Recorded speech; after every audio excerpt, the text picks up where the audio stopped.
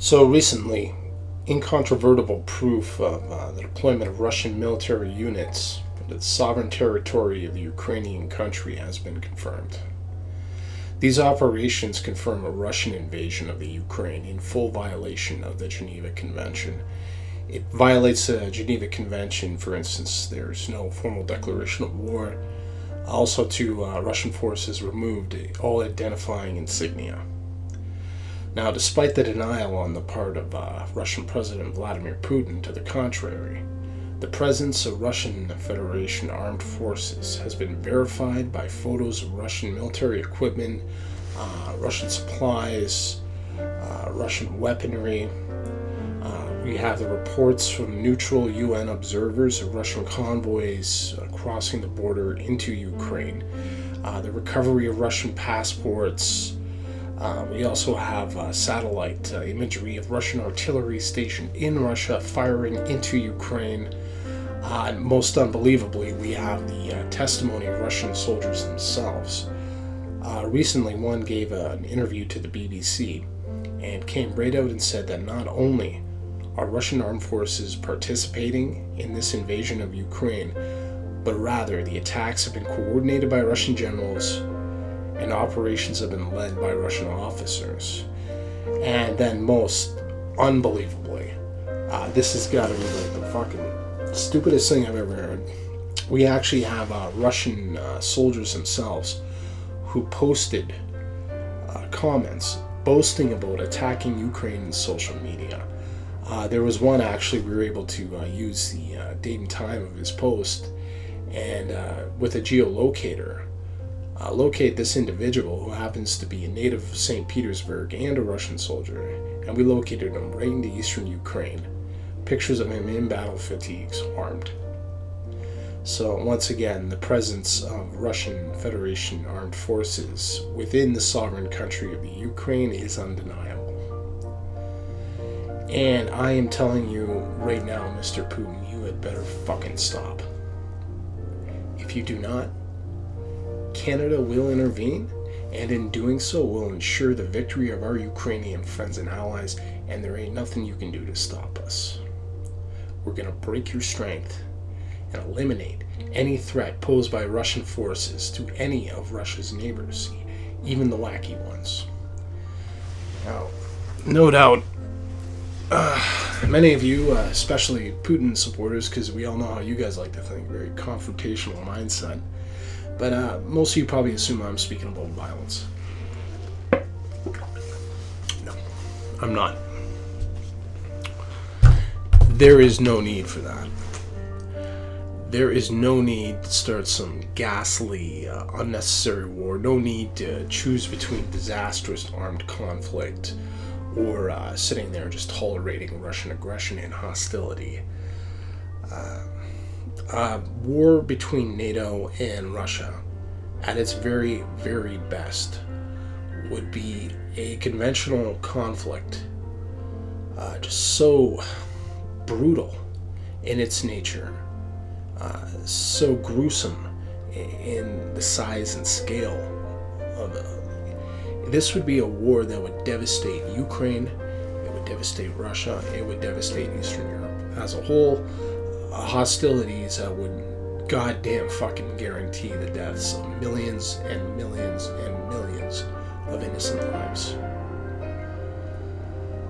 So no.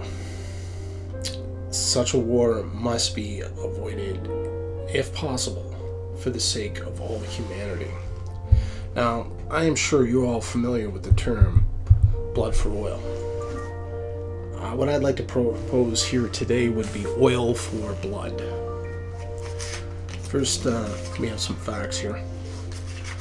So, Russia's population is about roughly 143 million. Population of Canada, about 31 million. They have a GDP of 2 trillion or so. Surprisingly, the Canadian economy is not that much smaller, clocking in at about 1.8 trillion or so per annum. So Russia also happens to be the world's largest oil and gas producer at an astounding 10.5 million barrels per day. Canada clocks in at fourth at 3.8 million barrels per day. So what does that tell you? Remember, Canadian economy is about roughly 90% of the Russian economy. It's like this.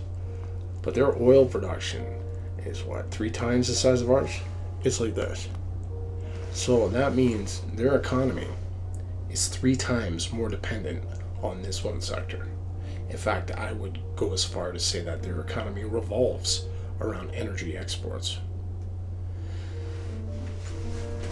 And believe me, dependent is the right word.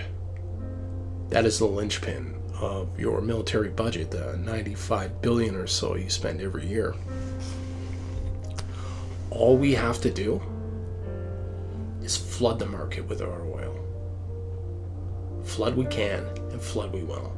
Turns out that there's about 173 billion proven barrels in Canada, and I can assure you that is literally the tip of the iceberg.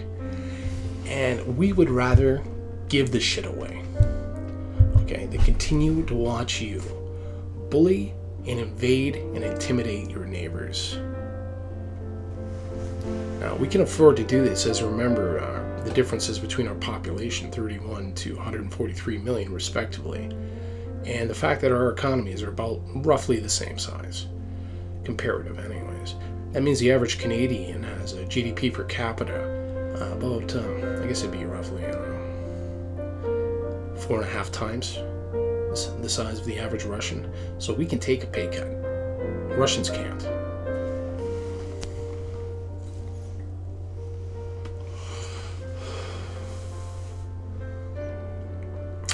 By the time we are done, we are going to flood the fucking market so much. You'll be lucky to get $30 a barrel. And what can you do in return? Lower your own prices in order to compete with us? If we have to, we will just simply class this fuel as humanitarian aid, and we could give it to developing countries, help them kickstart their economy, do some good in this world. Basically, the more selfish you get, the more generous we will become.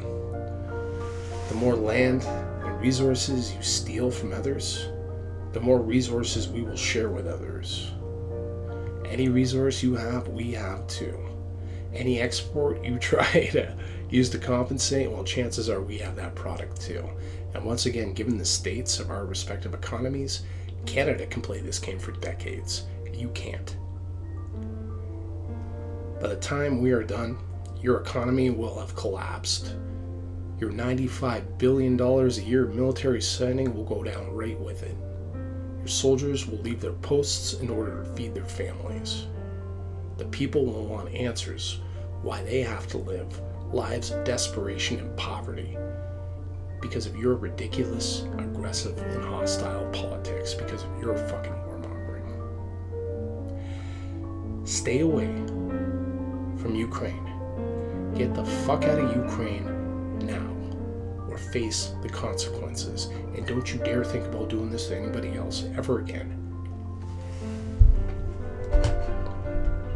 Love Canada.